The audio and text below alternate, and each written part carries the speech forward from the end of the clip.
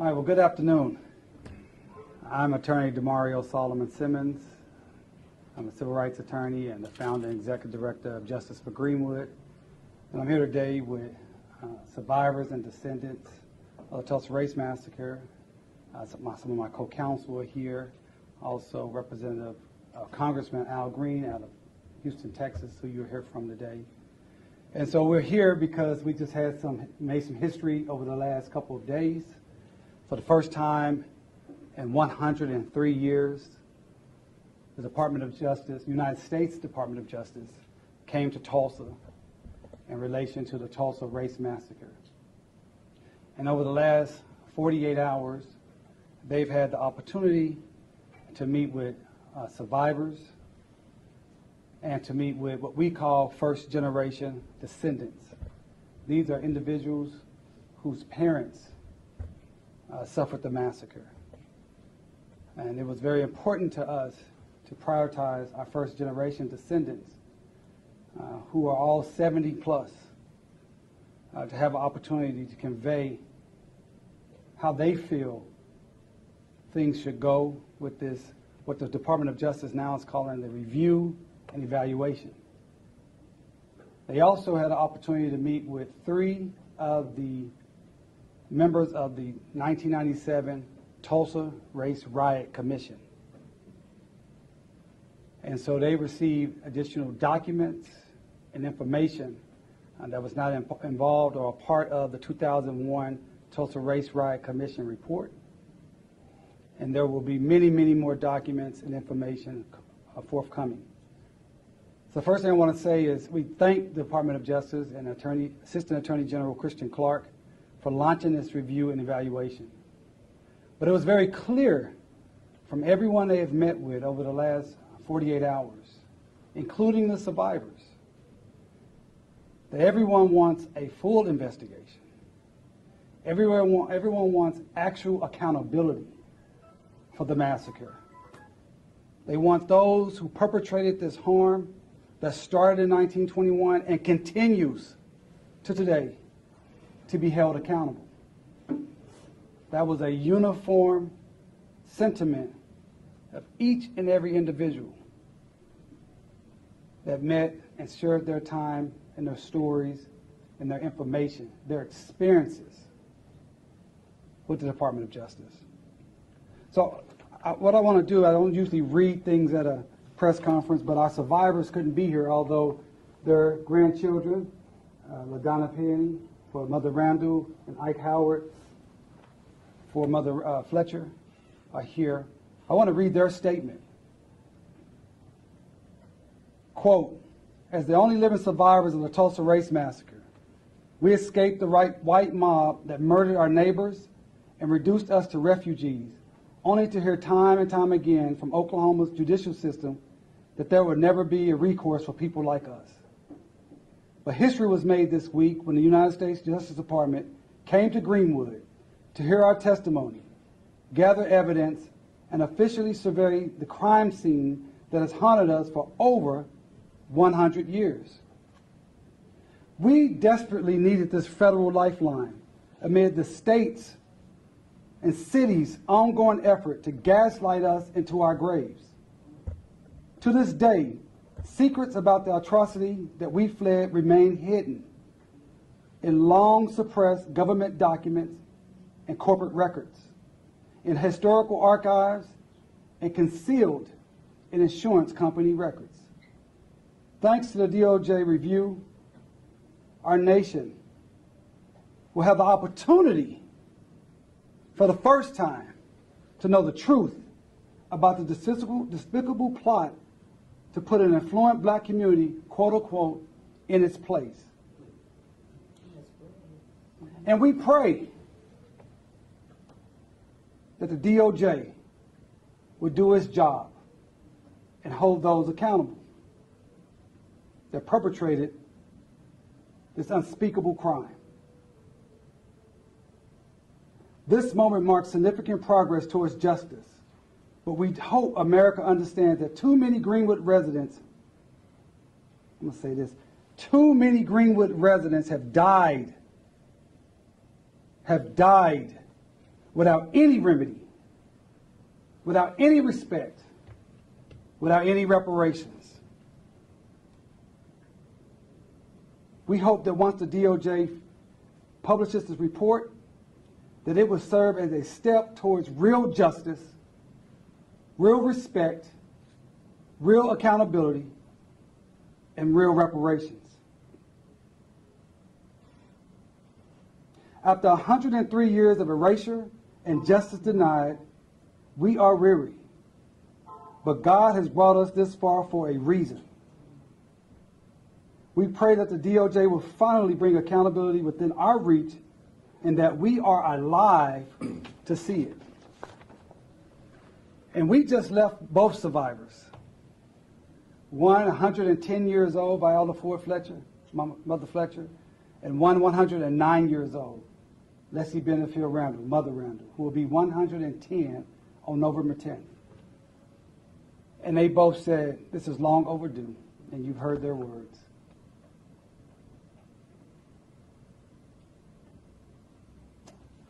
This has been an emotional couple of days for all of us involved, as people recount the stories, the experiences, the trauma. Because it's not just about property. It's not just about businesses. It's not just about churches. It's real people. People's grandparents, people's grandparents, people's parents that suffered the massacre. And so I invite anyone, particularly descendants, but anyone, if you have information that you believe can move this process forward with the Department of Justice, to reach out to us at Justice for Greenwood. You can email us at DOJ@JusticeForGreenwood. That is DOJ@JusticeForGreenwood. If you have information, documents, stories, names, any information that you think should be in front of the Department of Justice, please reach out. Right now, the Department of Justice has a timeline to have their report done by the end of the year, this year. So it's not a very long time. So we need you to act now, to come forward.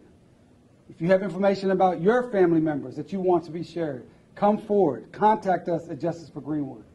The DOJ will be back in town probably next month, and we want to make sure that anyone that has credible information can get that information in front of them.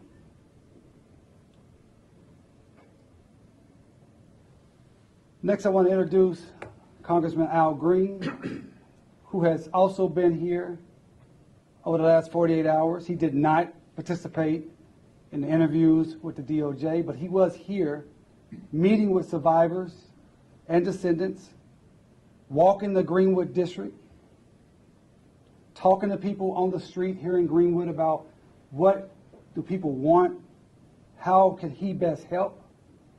And we've had a lot of visitors over the last 4 or 5 years come to Greenwood, a lot of visitors from around the nation, a lot of supporters from around the nation, done a lot of great things for Justice for Greenwood and for the Greenwood community. But I think this is the first time we've had someone spend 48 hours with us and walk the entire district of Greenwood to see the full magnitude of what happened here in Greenwood, to understand the scale, the scope of the massacre and the entire district. And we're so thankful for you, Congressman Green, for doing that and bringing your staff. And I want to yield my time to you, sir. Thank you very much. And I'd like to thank the press for being here. It is exceedingly important that the press get this message to the masses. I know that there's been much said, and there'll be much more said, but I don't think too much can ever be said about what happened in 1921. Let me tell you now why I'm here. I was honored to have the preeminent privilege of sending a letter to the President and the Department of Justice asking for justice for the people who suffered here in 1921. They've not received justice, and their descendants. I'm here because I received an invitation from Attorney Solomon Simmons indicating that the DOJ would be here, giving me the opportunity to come as well. I'm also here because I'm a United States Congressman. This is within the United States. This is a place where I should be if there is a means by which I can provide some assistance. But finally, I'm here because there's injustice here. There is injustice in this city. There's injustice that has been covered up. There's injustice that has not had its day in court. And I'm here to do what I can to facilitate all of these things. I believe that a person who comes and is accorded the opportunity to see what I have seen, I believe that that person will be overwhelmed. I believe that that person at some point will have tears to well in the eyes. When you hear the stories, when you can hear what the chief called to my attention, when you can go to the places that I've gone and see what is there now and what was there in 1921, and then see the day after the event took place or some time thereafter, to actually see what the 35 blocks that were once a thriving community, to see what it looked like after it had been literally obliterated. It touches your heart. It has to know that these people, innocent people, workers, middle class, upper class, people who were veterans, were literally pushed into a corner and forced out of their homes. Their homes were bombed. It is unspeakable almost. So I have to tell the story so that you can get a sense of why I feel so compelled to do what I plan to do. I have my staff working right now, today. We're trying to finish 2 pieces of legislation. These will address the 2 descendants that I had the survivors, that I had the opportunity to meet with today, Ms. Randall and Ms. Fletcher. We are introducing private bills for each of them. When the city does not live up to its responsibility of protecting its citizens, when the county does not meet its obligation, and when the state fails to do what it should to secure people, then the federal government has to step up. That's what the federal government is for. We have to do our job. Our job consists of making sure we provide the justice by way of some emolument to the persons who have suffered. These 2 ladies, 109 and 110 years of age, have suffered. This piece of legislation, this bill for each of them, their names will be on each piece. Ms. Fletcher's name will be on a piece, Ms. Randall's name. And this legislation would have the federal government do what it did for others, what it did for those persons on 9/11 who suffered. What we have seen done for others, the federal government would provide them an emolument and make sure that they get it as expeditiously as possible. Now, I say expeditiously as possible. I don't know when my colleagues will act. I don't know if they will act, because before you can have an act of Congress, you have to have a Congress willing to act. I'm prayerful that we will have a Congress willing to act when the story is told of what happened to these 2 ladies. The amount of the emolument may seem huge to some, But quite candidly, having been a lawyer now for many years and served as a judge of a small claims justice court, I don't think that the number is large, to be very honest. But I'm going to start with this number. It may increase, it may decrease. But I just think that $10 million apiece is not too much. I really don't think it's too much. And I just believe that there ought to be some punitive damages along with compensatory damages. Another $10 million. This is what the legislation will call for. I quite frankly don't think it's enough. I don't know that we can ever pay them enough for what they've suffered over the years. There'll be a third piece of legislation to address all of the others who are not named in these two pieces.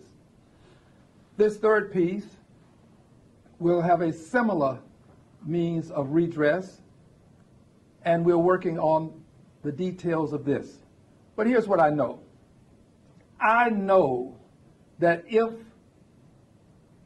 the Congress of the United States of America decides to do this, it can be done. This is not about the way to do it. It's more about the will to do it. The Congress can do pretty much whatever it pleases. When we decided that we were going to accord some many billions of dollars to those who suffered 9/11, we did it. It was just a matter of us having the will. When we decided that the Me Too movement needed a shot in the arm because of statutes of limitations, we eliminated those impediments. When we found our Jewish brothers and sisters in harm's way, we assisted them. We have gone so far as to work with other countries to make sure that they receive reparations, and they should receive reparations for what happened to them. I would say to you, what happened here is no exception to the need to give persons reparations for harm suffered under extreme circumstances. I believe that what we have done to help others, we should do for those who were American citizens. American citizens. Yes, sir. Yes, sir. Some things bear repeating. American citizens. They deserve to be afforded justice. We will not stop. As long as I have a breath of air within me, I plan to continue to help Attorney Miller and Attorney Solomon Simmons to bring justice to this cause.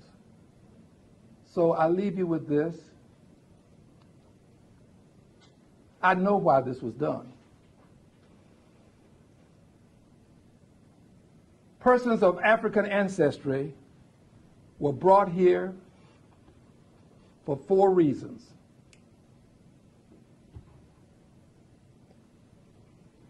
August 20th, 1619, verse 20, to a place called Point Comfort, near what's now Norfolk, Virginia. 4 reasons. To be a permanent, it was their desire that I be enslaved. It wasn't to end, it was to continue forever. Identifiable, color of skin, not character within. Permanent, identifiable, subservient, always stay in your place, never speak up for yourself, accept whatever is meted out. In fact, Judge Taney indicated to my ancestors that they had no rights that a white man had to respect. Permanent, identifiable, subservient. Here's a mistake a good many people make, Attorney Solomon Simmons. A good many people make the mistake of thinking that it was a class, that it was a class of people that they were forced into. It wasn't a class, it was a caste. Class is socioeconomic. You can move in and out of a class. A caste you are born into. Babies were born into slavery. Babies grew up in slavery, enslaved. Babies died. It lasted for 246 years, my dear friends. 246 years. Thank God for Abraham Lincoln. 246 years. Could have gone on more. Then you had almost another 100 years of convict leasing. Thereafter, you had lawful invidious discrimination in the form of segregation, which is another way of saying racism. Lawful.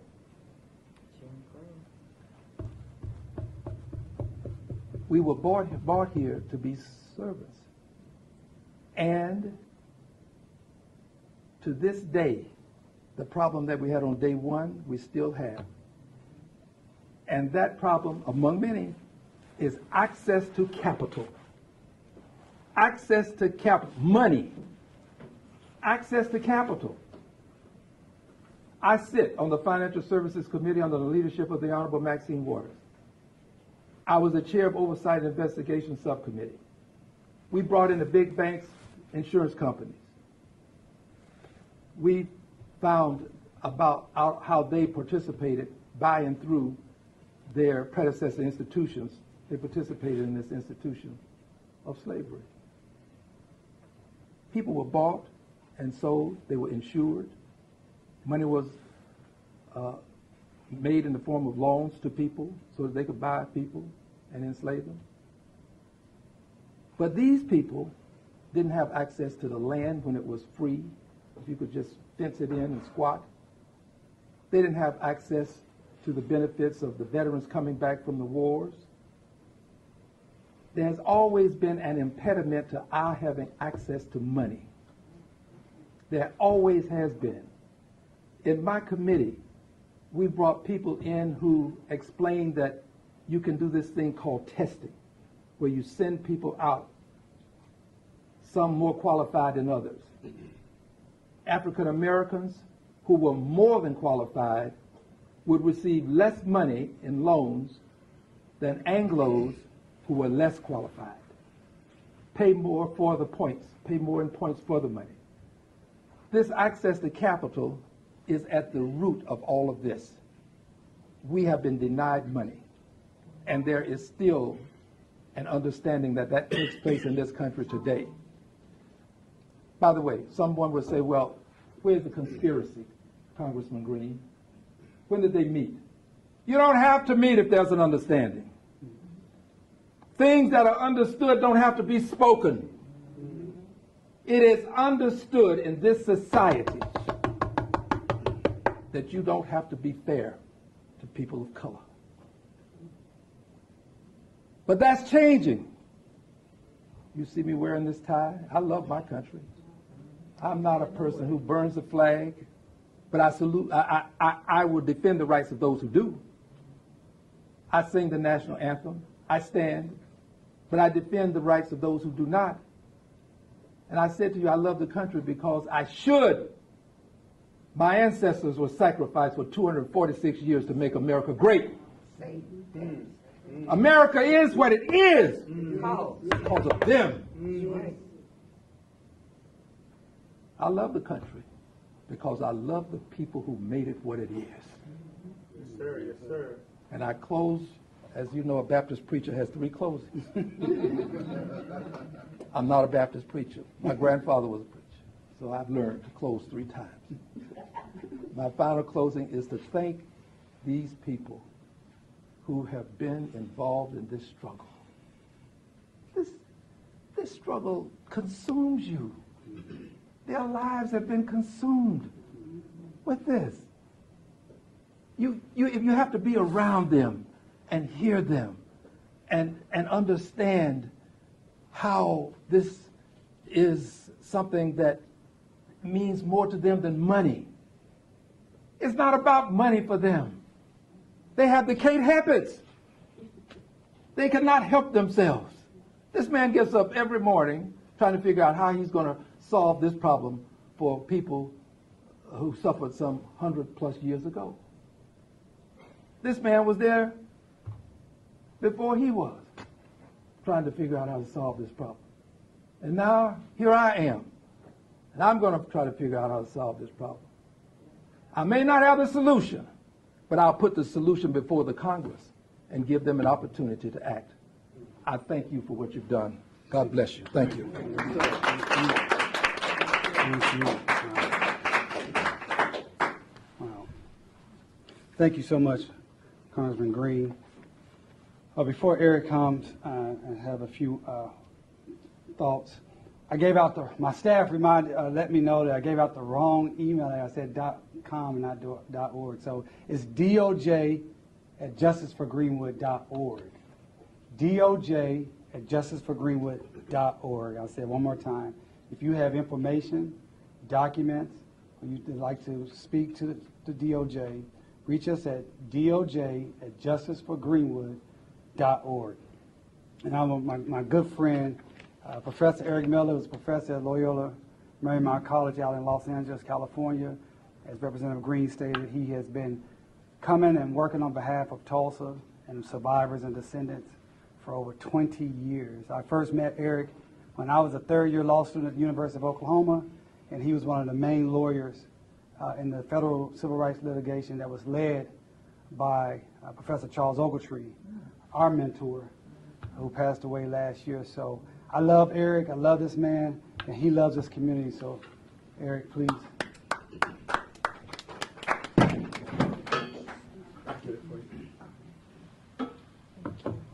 So I am going to be fairly short.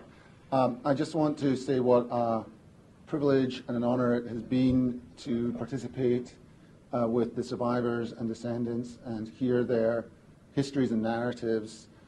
We've learned, as we always do, something new every time we speak to people who have direct or their parents have had direct experience of the massacre.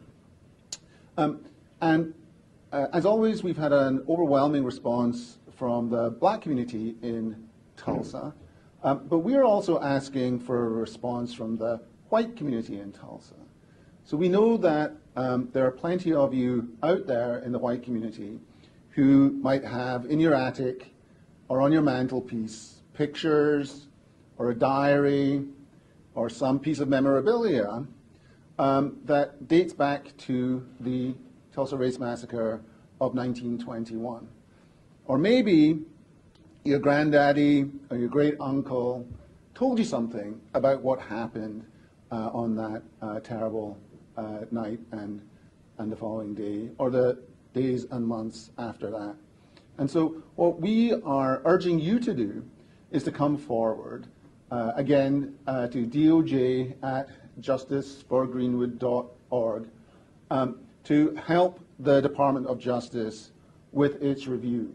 The Department of Justice has been very clear to us that they want to hear from as many different people as possible and gather as broad a history of the massacre as they possibly can. And so once again, to the white community of Tulsa, we know there's stories, diaries, pictures, memorabilia that's out there that has yet to be brought to the light of day, and so we encourage you to do that. So reach out to us or reach out directly to the Department of Justice.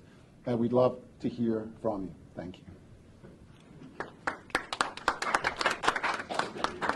In closing, I just want to thank my team at Justice for Greenwood and my law firm, Solomon Simmons Law. Also my other co-counsel at Schulte, Roth, and Zabel, who have worked really hard to make this happen today, and all our co-counsel on our case. It's been a long time coming to get the DOJ here.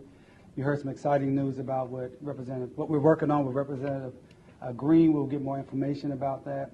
But most of all, I want to thank our survivors and our descendants for continuing to push forward. We have Mr. Penny and Mrs. Penny here, and they were one of the individuals that one of our clients that met with the DOJ yesterday, and it's just powerful testimony. So I'm just so thankful for you all for continuing to believe in this injustice. You could have given up such a long time ago.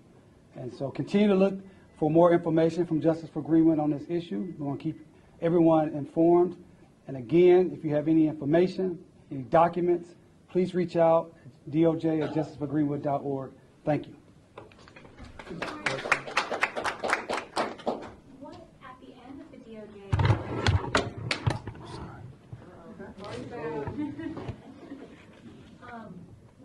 what would justice look like? Like, what would they have to do for you to feel that there is justice? Yeah, for the DOJ, and we understand that the DOJ is dealing mostly with criminal liability. So there's three things that we want to see from the Department of Justice. We want those who, number one, those who perpetrated the harm to be held accountable. So what does that mean for individuals that are deceased? We want those individuals to be identified. And I think that is what every survivor, every descendant has always stated to me in my 20-plus years of working on this, and Eric's 20-plus years, and I saw Mr. Penny shaking his head, yes. People want to know. One of the things that's been so devastating about this massacre and kept people living in fear for such a long time that this could happen and no one be held accountable. And that fear is real today. And so that's the number one thing that's one thing they could do. Secondly, for those entities and organizations who perpetrated the massacre and its continuing harm that are still alive or ongoing today, they should be held accountable. That's the city of Tulsa. That's Tulsa County. That's the state of Oklahoma. That's the chamber and other organizations and corporations that participated in this massacre that are still here today. The DOJ should hold them accountable. And thirdly, the DOJ should have paved the way for justice and reparations to happen for the survivors and descendants.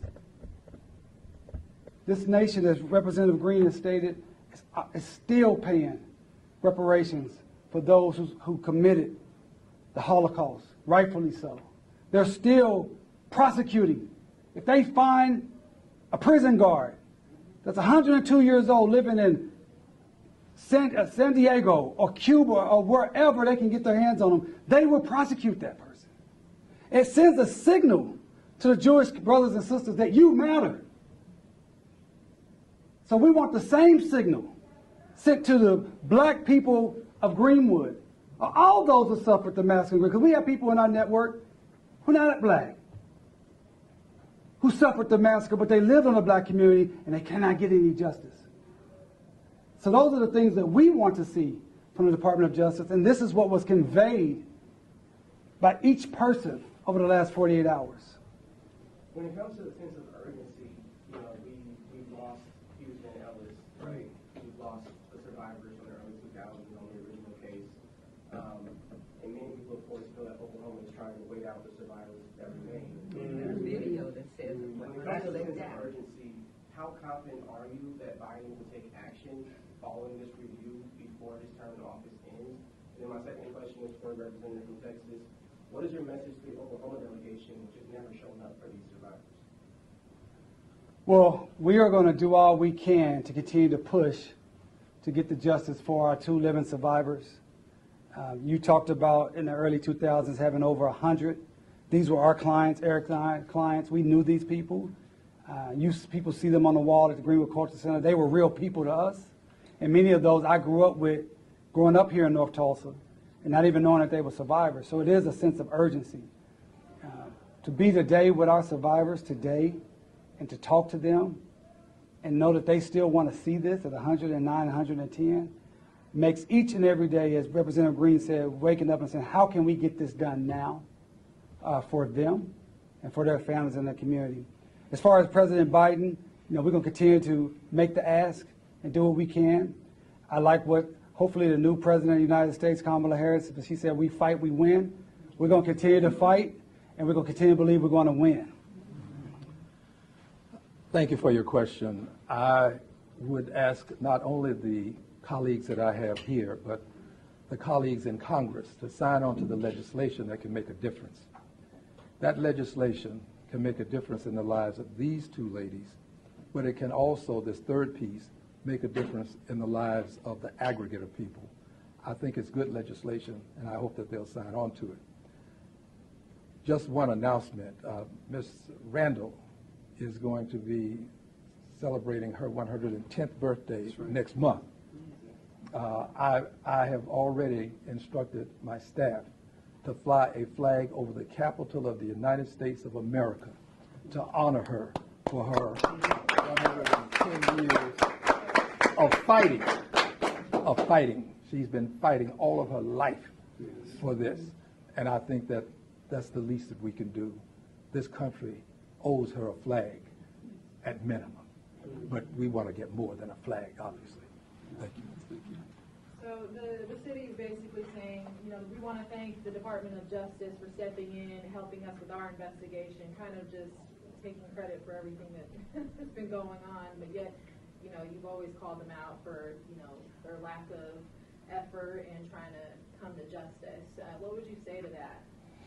Well, I would just point back to when our litigation was dismissed, that the mayor said he was elated or happy that these survivors wouldn't see justice. And so I think that speaks volumes of what the city really thinks about these survivors and descendants. So our hope is to continue to push the DOJ to make sure things are done correctly, particularly as we are literally digging bodies out of the ground and identifying people for the first time in 103 years.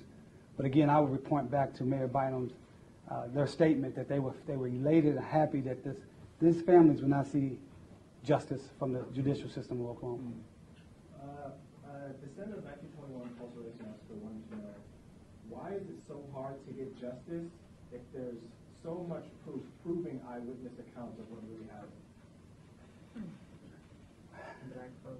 Hey, this is America. You know, we have to fight through so many odds, obstacles, and opposition. And unfortunately, that is what my grandma used to call the black tax. And that's part of it. And it's unfortunate, but it's a reality. The good news is that we have people still fighting and people still working, and they're getting younger and younger. And we're going to continue to make sure that that history is known. And we've been very blessed here in Tulsa the last 4 or 5 years to continue to get new partners like Representative Green and so many others who are standing with us, who are listening and hoping to see justice. So we're going to continue to do what we can with all that we can, as much as we can. As a follow-up, we got another question from press who's watching this online. What does this DOJ review mean? Does the DOJ plan to use subpoenas? There's also there's a report to be issued by the end of the year, which is only 2 months' time. Is it realistic to actually expect that this will lead to meaningful change? You have to really direct that to the DOJ. I think that was something that was discussed by the survivors and descendants over the last 48 hours. You know, what would this really mean? Hoping this is not pro forma or just performative in nature. But I think you have to really ask them about whatever resources that they're putting towards it. We thank them for being here the last 48 hours. But our goal is we want a true investigation, we want true accountability, and we want the perpetrators to be held accountable. Thank you. How many people were here? Two. And how long were they here? Or are they still here? I'm not sure. Okay. Thank you. Thank you. Thank you. I'm Kate from Channel 6.